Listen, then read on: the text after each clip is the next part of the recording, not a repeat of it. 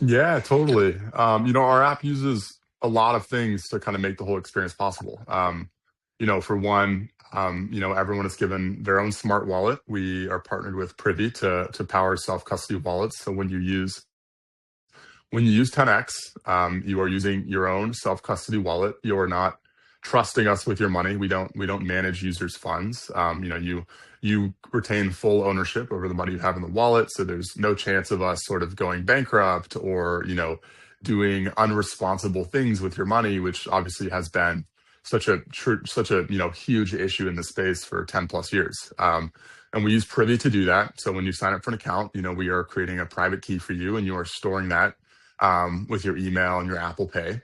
Um, and then we're using gas abstraction. So when you're using our app, there's no gas fees at all. You don't have to worry about sort of placing transactions on the blockchain. We, have a partner for gas abstraction as well.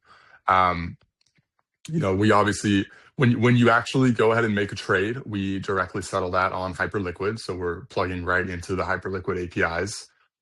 So you get the same kind of deep liquidity, trust, consistency, and years of successful trading that Hyperliquid is built, and you can kind of rely on that. So we don't touch the execution flow very much to make sure that we can offer that same robustness. And what that means for users is you guys can trade USA stocks like Nvidia or Marvel or AMD or whatever you want, and you can do it with such low fees and great execution. Meaning you could place a $2 million trade, and you would only get a price impact of 0.04%, a small fraction of 1%, even at that size. And if you're trading $100, you're basically not going to pay any spread at all, which is really great. And if you go into your sort of favorite app like Robinhood, for example, and you make a trade, you'll see that your account balance drops by a little bit right away, and that's because they're kind of baking that fee in behind the scenes. It's not that there's no fee; it's actually quite a big fee. It's just that